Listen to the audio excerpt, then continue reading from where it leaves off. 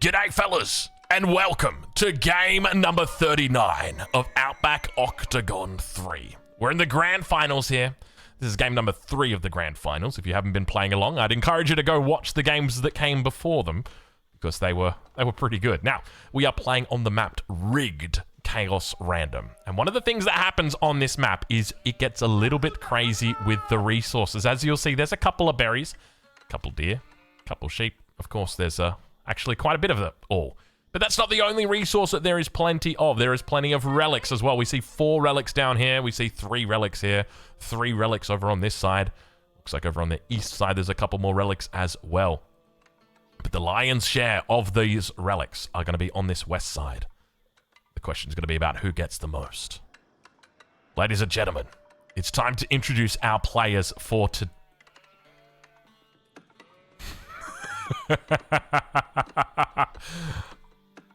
You guys like Mexican standoffs? I think it might take some time for us to actually introduce our players today. Oh, this is going to be a good game. This is going to be a good game, but before it's a good game, it's going to be a terrible game for these players. Ladies and gentlemen, let's introduce our players for today. Why is he standing next to the town center? Stop it. Oh, this is Joan of Arc. It's not the real king. This is the real king. Where's the real pink king? Oh, Marine Lord's king wasn't even here. Wait, why are the vills so low on health? Have you been fighting Marine Lord? Have you been fighting with the villagers again? All right, let's introduce our players. Oh my, can you see what's happening on this map? Can you see what's about to happen? Ladies and gentlemen, we're going to start off here. In the color purple, playing as the Delhi Sultanate, representing Team Canada. Oh, Canada, my Canada. Oh, Canada. It's Whammo 1. To his east, in the color orange, playing as the Ayyubids. Also from Team Canada, the Outback Octagon 1 and 2 champion. Ladies and gentlemen, it's Puppy Paw. To his northeast, in red, as the Ottomans, representing Team Sweden. It's Baltoon. And to his south, in the color teal, playing as the Malians, representing Team Elephant, but playing out of China, it's CSO. In the south of the map. So we've got a nice little cluster of 4 players up here. I think Puppy Paw is going to be in the middle. Only 1 player looks to have got a personal pond today. Actually, I take it back. 2 players have got personal ponds today. Let's take a look down towards the south side of the map as an outpost comes up here for Marine Lord. Interestingly, this outpost isn't going to be all that and a bag of chips. It's definitely all that, but I don't know whether it's a bag of chips. Where's the gold for Marine Lord? He's going to have to go far. He's looking for it as well. He's wondering, where is my gold gonna be? Couple of vills at the back here. Ladies and gentlemen, in the green, as the Japanese, the town center gets a couple shots off on the vills there. In the color green, playing as the Japanese, representing Team My Insanity and playing out of Belarus, it is Anatan. To the south of Anatan by barely half a screen. In the color pink, representing Team M8, Mate, playing out of France, it's Marine Lord. And to their south, representing Fox, but not really. Playing out of Spain, but not really. Ladies and gentlemen, it is Vortex's replacement for this game. He's currently playing in EGC TV's Age of Mythology tournament, Genesis, and so he's got a stand-in. You may be familiar with his stand-in. Ladies and gentlemen, it's Fox Vortex. Not Vortex, Vortex. It's Lucifron. He's playing for Vortex. So, look, I think this is a pretty good stand-in. I think you'd be very happy having Lucifron as a stand-in for you. And honestly, I don't even really see the difference between the two, right? Like, I wouldn't want to spawn next to either of them. So we're fine. Yeah. Anyway, ladies and gentlemen, our final player for today. In the east of the map. In the color yellow. On the Holy Roman Empire. It's Beasty. Ladies and gentlemen, welcome to Rigged Chaos Random. It is a pleasure to have your company today as we enter this 3rd game of the grand finals of Outback Octagon 3. Before we move on any further, let's take a look at the leaderboard and see where these players are at. Very cool indeed. Anatan leads with 12 points. Baltoon on 11. Vortex on 5. Puppy Paw on 4. 2 for Marine Lord. 1 on CSO. 1 on Beasty. And 0 for Wham. But it is anybody's game, ladies and gentlemen. This is not a lot of difference. 12 points. That's chump change when it comes to points in the finals. All right, well, we are back, and the landmarks have started coming up. Arkan Chapel in for Beasty early on. No landmark in the south for Anatan just yet. Marine Lord, nothing either. I'm going to be... Vortex? No, sorry. Lucifron. It's Vortex's... It's budget Vortex. It's Lucifron. He's got the Deer Stones coming up. In the north of the map, we do now see the Twin Minaret Madrasa coming up here for Bautun. Interesting landmark decision to go into the Twin Minaret Madrasa when you already have fish. Normally, you would try and balance that out by going into your gold landmark, but interesting choice. And it looks like the Saharan Trade Network for CSO is going to be coming up in a very aggressive position here. A lot of villages. I don't know whether he's going to be able to deny the deep water fish, but it's definitely going to be an annoying landmark to be placed down. Landmark coming through now for Puppy Paw. And have a look at this. He's actually moving into the Tradewing Bazaar of all things. Very interesting strategy for him.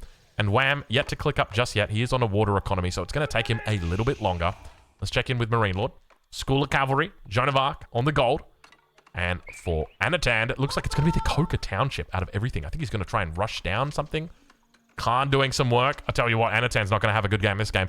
Isn't it interesting how the winner of like the previous game always seems to have the worst next game? At least that's the pattern so far.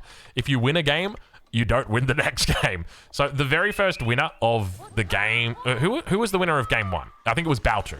And Bautun was just completely eliminated. After like 5 minutes, he was dead. Wasn't even close. What does he get to start off? Bedouin skirmishes. And immediately is going to make moves up towards Wham. We can see right now he's putting the pressure on. So the first game was won by Bautun. In the second game, he got eliminated straight away.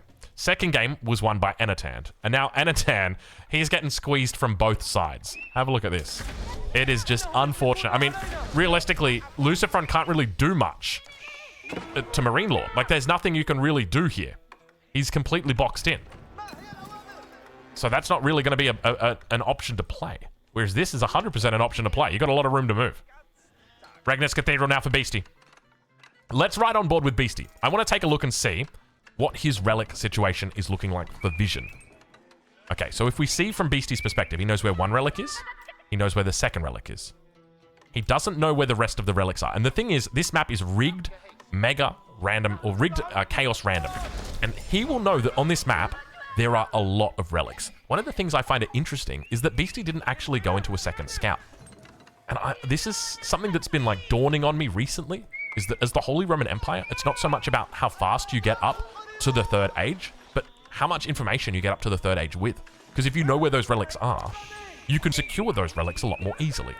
The Beasty now, we can see him leaving the Arkan Chapel. All the vills are buffed up, and the Prelate is heading towards the north, looking to pick up the first relic. The question today is going to be about how Beasty possibly loses this game. I mean, even Helen Keller could see that Beasty is in prime position this game. One of the best civs in the lobby, no nearby neighbors whatsoever. He is in absolute prime position here. How does he go about winning this game? And if he loses this game, how could it possibly be? That's what we look to explore. Now, another thing to note is that even though he's far away from everybody and he spots everybody out, and you can almost hear the sigh of relief as well as the cries of elation as he sees how close these players are to each other. Undoubtedly, he will be saying, what is this spawn? Triple down the bottom, quadruple in the north, nobody in the west of the map. It is just all isolation for him. He's going to be going into knights this game, though. Almost certainly. When you've got this much space on a map this big, knights are just mandatory. You can't go infantry. They're too slow, too cumbersome. You need to be able to defend, attack, and move. So expect that he'll be looking to get into knights. The question's going to be about whether he takes a pit stop at Imperial Age first, or whether he looks to get out a couple of units in the Castle Age as well. Especially considering the proximity that these players have got. The moment a town center starts getting sieged down, as Wham reaches the Feudal Age, the moment that these town centers start getting sieged down, you want to know and you want to start moving into position. So I wouldn't be surprised if we see a pit stop on maybe 3 or 4 knights just to make sure he gets there. But at the moment, it looks like it might just be 100% of a play towards Imperial. Phil's going to start moving down towards the hunt. I think he's just going straight imp here. Not a lot of sheep here, which is kind of weird. On a map like this, normally you see players with upwards of 50, 56 sheep. It can be quite a lot. So, yeah, a bit weird to see him with so few sheep on a map like this. Let's check in on the south. where are our plays coming in? Coca Township coming up for Anatand, but it doesn't look like he's making any other moves at the moment. Meanwhile, for Marine Lord, he has thrown down a second stable and an archery range, so he's looking to try and get more and more units, and we now start to see the ball going to get pulled here. Ville's going to be tanking it up. He pulls it back, and now Joan of Arc's going to be taking down most of it, but it's a beautiful little spot he's got back here. Puppy Paw now reaching the castle age as well. We'll ride on board with him as he's aged up with what I can only assume are the villagers. He's on 29 vills. Hold on. Hold on. Did he age up with the wood? No. Hold on. 29 vills. Wait, does he just doesn't have population space? Yeah, he didn't have population space. Okay, there we go. He had to make some houses. I was wondering where they were. I was like, there's no way he's aged up with the wood. Wow. All right, now you might be looking at Marine Lord and saying, okay, well, shouldn't you just age up really, really quickly and try and get the relics? Bro, if you age up and try and get the relics here, you just die. You just die. You want to know why?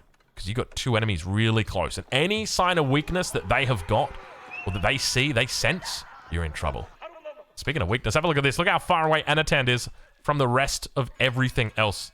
He's just out here in the middle of nowhere.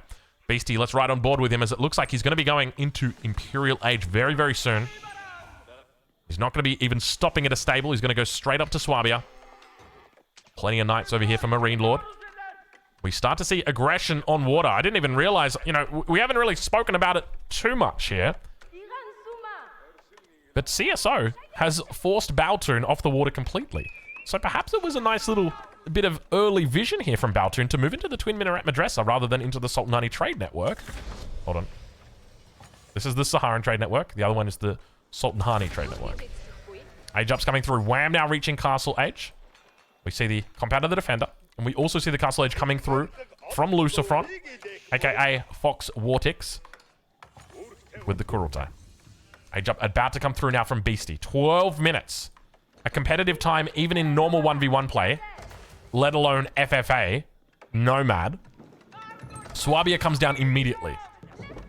He had a fair bit of wood in the bank. I don't know what the plan was, but he's going for another monastery. He's found the relics. He's found the relics. Ladies and gentlemen, let's have a look at the line of sight and see what he knows. There's another cluster over on this side. So he hasn't spotted this cluster. There's a cluster of 3. There's also more down here on the south. He spots these, but he sees Marine Lord's units, or at least he sees Marine Lord's infrastructure, and he says, no, we can't really do that. He is now coming around for... Is he going to see... Oh, he will eventually see it. You can see the scout is doing a big loop. He's trying to spot these relics, so he will eventually see all of these relics, but he's coming back. He's hit a little bit of a jackpot here, fellas. And the new age begins. The freight train is picking up steam.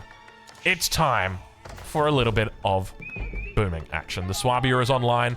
Town Center going to still keep making vills, and we can see that Anatand, he's caught between a bit of a tough spot here. There's a rock over on this side and a hard place on this side, and the king is locked away in that town center. He could look to try and migrate. There is a market in the middle. I don't know what the play is there. Anatand, I don't know what the play is with the resources that he's got. I think he might just try and... The trouble is, with his enemy in Castle Age, he can't even make a run for it because the Keshiks will chase him down. He hasn't even made units at this stage yet. Single sacred site in the middle of the map. Beastie standing on it. Reveals that his prelates are moving towards that side. Does he know just yet about these relics? So he doesn't know about the relics, but of course, one thing to remember is even though he doesn't know about the relics, his scout is in this area, and so if it finds the relics... If it does find the relics, he will be okay. Oh, look at this! Marine Lord's going to be the target instead! He says, hey, I'm actually coming for you, Marine Lord. Marine Lord says, okay, that's fine. I'm going to fight you. Marine Lord down on score.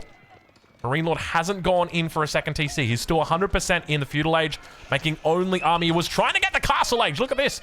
It was 500 gold short. I mean, it seems like a lot, but he's got this many vills on gold. He's got the food to do it.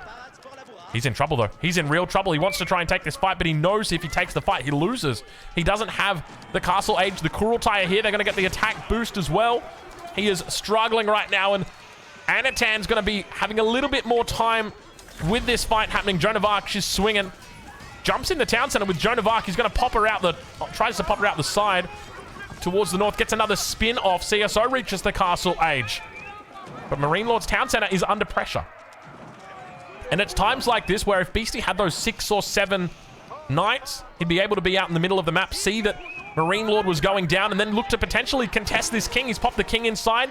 Joan of Arc's going to come out the back. He could look to try and run it around. There's a couple of... Oh, the shinobi can come for a snipe. Oh, the shinobi can look to snipe the king. Where's the king? The king's at the backside. He's going to try and make a run. Shinobi are going for it. Shinobi want to see it. Shinobi going to try and blink on top for the potential king snipe. Can he get the points? The shinobi? No, he can't. Oh, it's a double. Wham goes down as well. We didn't even see it. We weren't even looking at it. It's the twofer. Puppy Paw takes his brother out only seconds after Marine Lord goes down to Vortix, aka Lucifron. Oh, we didn't even see it. We didn't even know. I apologize. It's the finals. I'm feeling good about myself, but now I'm feeling a little bit worse. And I guarantee you Wham is going to be feeling worse. He's stuck down the bottom on 0 points, and that's only going to make things worse for Wham. Oh, poor Wham. Poor Wham. Sorry, guys. I'm sorry that we missed it. I mean, can you blame us? Probably. Probably. Poor Wham. Wham was dead.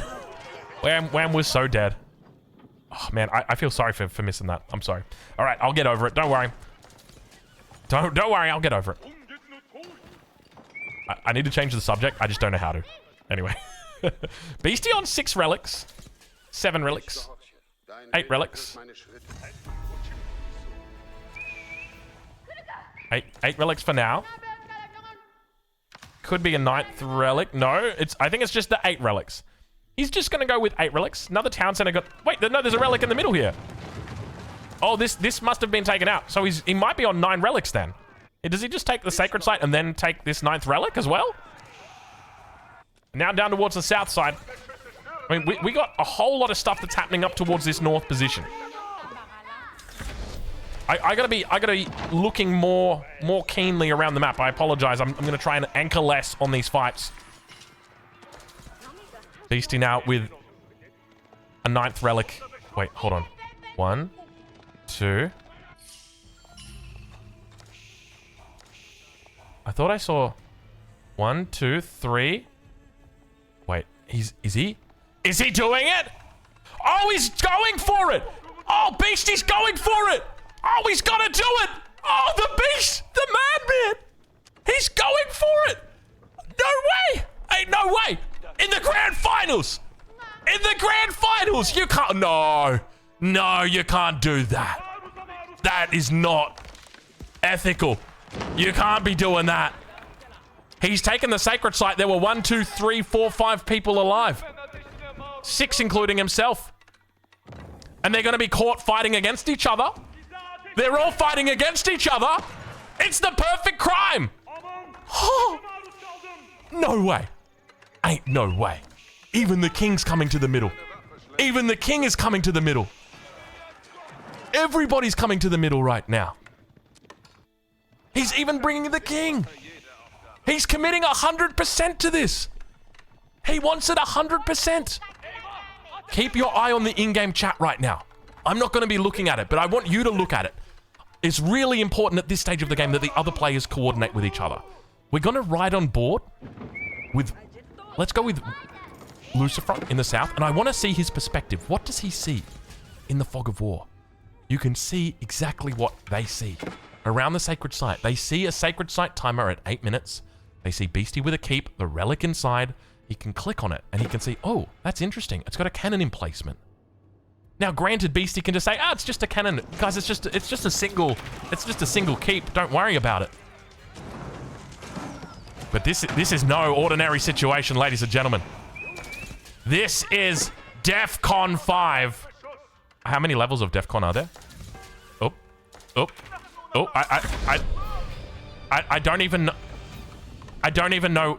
Do we just miss? Sorry. We missed another one. We missed another one. And it's Puppy Paw again. We're just not thinking about him. The king in the south of the map here. Shinobi trying to defend. I'm just too locked in on this bottom side of the map. We're gonna miss a 3rd one if we're not careful, fellas. Oh my god. What is Puppy Paw doing? Like, you really gotta ask the question, what is this madman doing? It looks like we've got a certain death down here on the bottom side of the map. For fuck, Puppy Paw, stop it, man! Wait, Beasty got the kill? Ah, I'm missing them all! Oh my god! Stop it! Where was the king? Where was the king? I'm missing it! Oh my god, dude! Hold on. What? I'm totally out of it at this point. Hold on. What? Where? Did Beasty got a kill there? How did Beasty? What is going on right now? What? Okay, well, this is obviously not. Well, that's obviously going to happen, isn't it? Oh my, I can't believe that we are witnessing this. Well, I can't believe we are not witnessing this. Oh, it was on the sand on the right of the minimap. What, like over here? Because I know that there was a king in here, and Puppy Paw got that. Where was this king? Here? Was it here? Was this where it died? There's no way it died over here. I didn't even see any units over here. That's where it died? Okay, wow, okay. So he was just... he knew Puppy Paw was coming for him. But, I mean, we're going to have to... Because you missed it. Yeah, because I missed it. Yep, that's true. Now Beasty's going to go on the offensive here. He's not going to... Look at this. He's not even going to allow Lucifron the opportunity to potentially deny the sacred site. Instead, going to come for him. Oh, gosh. This has been such a fiesta. Man, I'm telling you right now, Cow, I need you in my ear just being like, hey, check over here. Hey, check over there. Hey, check over here. Beasty's unironically going to take him out right now. And you want to know the weird interaction with this? When you're going for a sacred site victory, you get points. You get points based on how many people are alive when you take the sacred site. Not based on how many are left when you have the sacred victory. And you want to know what's interesting? If players read into that enough, they will realize that technically, you can capture the sacred sites, and then you can kill a player, and you will get points for the kill, and you will also get points for the sacred victory as well for them being alive. So by Beasty taking this kill right now, I'd have to double check myself. I'm gonna have to double check myself, just because we may have changed the rules. I'm always quite forgetful with these things, but it's a lot of points. That's all you need to know. Beasty now slowly taken down. Okay, hold on, we're gonna make where are the kings? Locate the kings. We know where all the kings are, right? Okay, we know where all the kings are. We're not going to miss anything, okay? We know where all the kings are.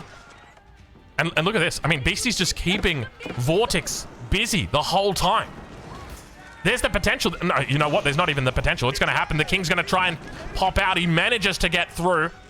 He's just going to siege down the town center and make sure that it never has the opportunity of coming back up. There's the king. There's the king. He throws the king back in the TC. The king pops out once again. He's going to go for a little bit of a run. Just trying to buy himself a bit more time. But in the end, Beasty takes out Vortex. And then there was one. Beasty looking to take Outback Octagon 3 by storm in this game. Corvinus 1 didn't make it through to the grand finals, but Beasty says, don't worry. I got it, brother. I will look after the silly sacred site victories with stupid amounts of contestants. Look at this dumb siege. Look at this silly siege that we're seeing right now. What are the funny thing about the Tower of Sultan is when they move, like they look so unstable. Like they're kind of like bopping around every like I don't know if you guys get what I mean, but it definitely doesn't look like they've got the weight that they do. They should not be bopping with such vigor. Oh my lord, dude.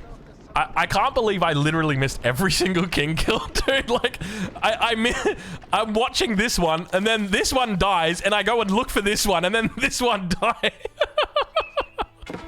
Oh, I'm not very good at this. I'm a professional caster, but I'm not a professional observer. Beasty now with the big push towards the north. Keep in mind, Puppy Paw still in the castle age. A couple of mangoes here for Beasty. A couple of keeps on the sacred side. A few outposts as well. Everything is in here. The king in the keep. The relics in the keeps. the bombard emplacement or the cannon emplacement. 2 minutes until wonder victory. Ladies and gentlemen, I don't think it's happening. I don't think it's happening. I think you may have seen a victory from Beasty. Coming out today, one of the most stylish and definitely one of the most point-heavy victories we will see in these grand finals as he looks to continue forcing Puppy Paw out of it. Puppy Paw back away, he's slowly getting sieged down, he's losing out all those units, and good game gets called! Beasty victorious, with Puppy Paw tapping out a huge amount of points going over to Beasty right there, and that puts him at a very strong favorite to win this event. Keep in mind that when it comes to winning, you get a lot of points for winning, but when you do it with that many people alive on a sacred site, you get a whole lot more. I don't know how many points that's going to push Beasty to right now, but he managed to pick up kills there. He managed to... I think there were... How many people were alive when he actually took the sacred sites? I think it was 1, 2, 3, 4, 5, 6. Right? I think it was after Marine Lord and Wham went out next to each other. He took the sacred sites, and that was it. I'm just going to get confirmation from our head umpire that the leaderboards are ready to go.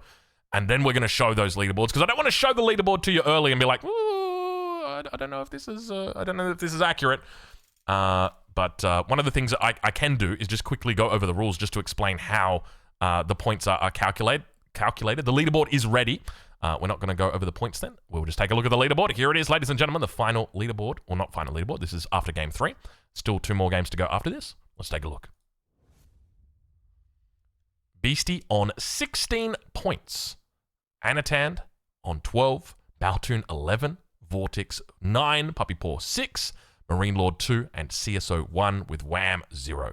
Now, you might be wondering about the points for kills in that second column. So that is, while it says kills at the top, it's actually kill points. So whenever somebody gets first blood, they get extra points for doing that. Or if they kill somebody in the Dark Age or the Feudal Age, they get extra points. So that's counted as an extra point. So you'll see that the kills might not necessarily match up.